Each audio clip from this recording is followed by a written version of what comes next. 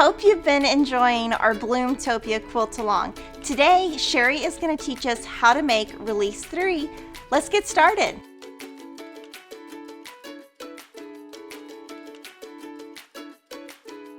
Today we're working on Release 3, and Release 3 has a couple of different blocks. We have a duckling block that we're going to make 2 ways, and we also have a matchstick block that we're also going to make 2 ways.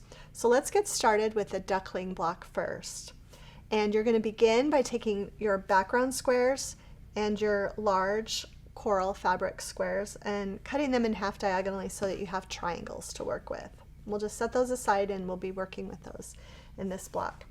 You're going to take your duckling block square and you're going to sew a background triangle to it. And sometimes people have problems with this unit, the cat's cradle unit, and what I always recommend is that you sew with a scant 1/4 inch seam so that your piece is big enough. And you can always trim it down later if needed, but if you make your seam allowance too big, it sometimes won't be large enough. So we're going to sew the background triangle to the square and press out, and then we're going to sew a second background triangle just like this, and we're going to press it out, and so we will have this cat's cradle corner unit. And you're going to need to make 8 of these total, 4 for each of the 2 duckling blocks. And this coral fabric triangles that we cut earlier that I told you to hang on to, we will use them to add to this unit, right sides together. And let me just show you one trick. I like to sew on this side when I sew because that way I can look at that seam allowance and make sure that I don't cross over it so that my point isn't cut off.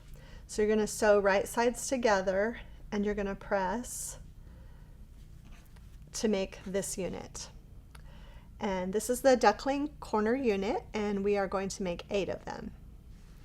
Okay, now that you've made the corner units, you can lay them out as shown to make your duckling block. And we're going to put 4 background rectangles and 1 gray square in the center. And we're going to sew these pieces together in rows. So you're going to sew these 2 to the center rectangle, and we're going to sew this row and this row. Sew these 2 rows together, and then we will add the top row for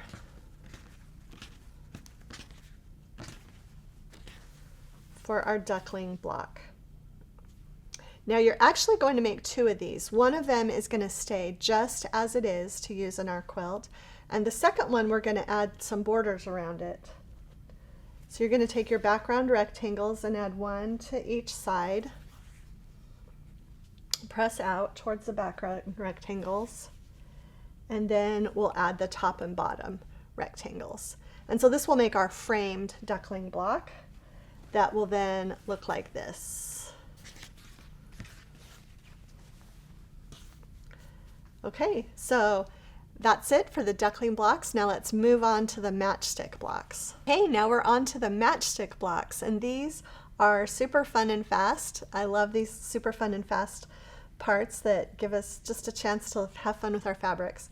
You're going to, for the first small matchstick block, you're going to sew together 5 rectangles to make that block. And the second matchstick block has just 1 additional rectangle. So you're going to sew together 6 different print rectangles to make the second matchstick block. And that's it for today's release. We've got our 2 duckling units and our 2 matchstick blocks unit. We'll be back in 2 weeks with the next pattern release.